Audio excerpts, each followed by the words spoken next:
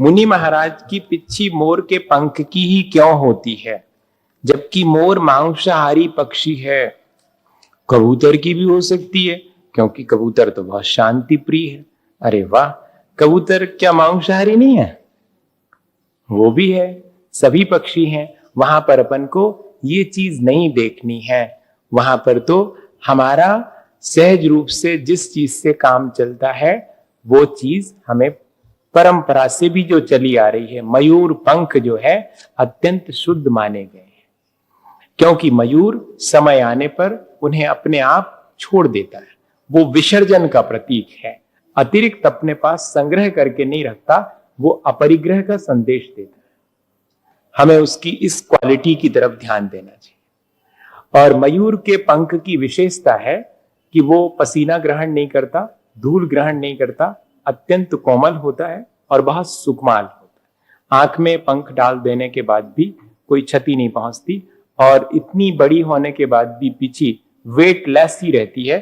चींटी के ऊपर भी ऐसे रख दी जाए तो चींटी उसके नीचे से आराम से मूव कर सकती, जबकि लगेगा कि इतनी हैवी है, लेकिन उसकी हैवीनेस बिल्कुल सॉफ्ट लाइट हो जाती। इसके पंख के जो टो है उसकी अपनी विशेषता है, वो सारे वेट को एब्जॉर्ब कर लेती है, तो किसी भी जीव को क्षति नहीं पहुंचती। इसके अलावा और कोई भी चीज रखी जाएगी उसके लिए बहुत सारे उपाय करना पड़ेंगे।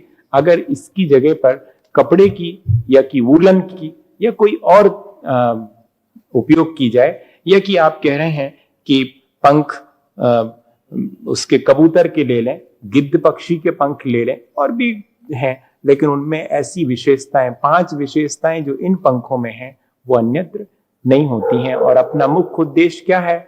अपने संयम के पालन के लिए, हिंसा से बचने की दृष्टि से, और बड़ी शास्त्रित है। मुनि जन विचरण करते थे जंगलों में, और वहीं पर उनके लिए मयूर पंख इजीली अवेलेबल थे, आज भी इजीली अवेलेबल है।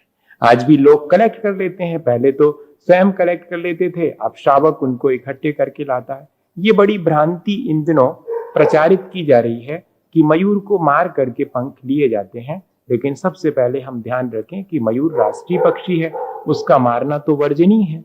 और दूसरी बात, एक मयूर से एक साल में 100-150 पंख मिलते हैं, और एक बढ़िया पंख 30 पैसे का आता है। अगर हिसाब भी लगाएं तो थोड़े से पैसे ही मिलेंगे मयूर को मार करके पंख लेने पर। कोई भी व्यक्ति मयूर के पंख के लिए मयूर को नहीं मानता। मांस के लोलुपी जीव उसे कुछ भी करें हम नहीं कह सकते, चोरी छिपे और पकड़े भी जाते हैं, पर मयूर पंख के लिए तो मारने की कोई आवश्यकता नहीं।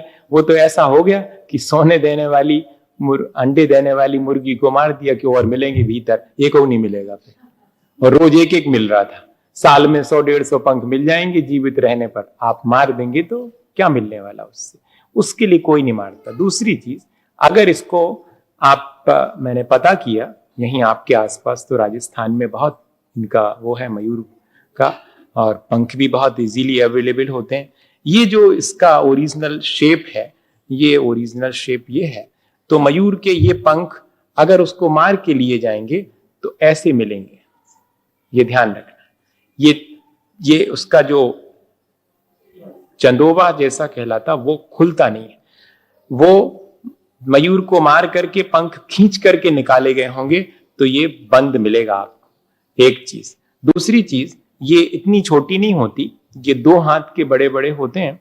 उसके आखिरी में एक टो होती है जो कि हार्ड हो जाती है, जब तब मयूर को चुभने लगती है, तब वो वहां से उसको हटा देता है।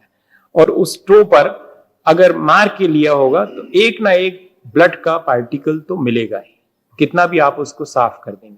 इससे मालूम पता कर लेते हैं कि ये मयूर को मार के लिया गया है या कि जीवित मयूर से निकाला गया है। अगर मार के लिया गया होगा तो अपने आप पता लग जाएगा, मुरझाया हुआ पंख और पीछे टो पर ब्लड पार्टिकल्स। इसलिए आप बिल्कुल निश्चिंत रहिएगा कि इसमें, इसकी प्राप्ति में कोई हिंसा होती है या कि कहना चाहिए और भी कोई दोष इसमें है। अगर ऐसा होता तो आचार्य भगवंत कुंद स्वामी जैसे महान ज्ञान को धारण करने वाले आचार्य इस तरह की चीज क्यों प्रपोज करते, इस तरह की क्यों सजेस्ट करते, मुनियों के ग्रहण करने के योग्य है। इसलिए ये आपकी शंका का समाधान हो गया।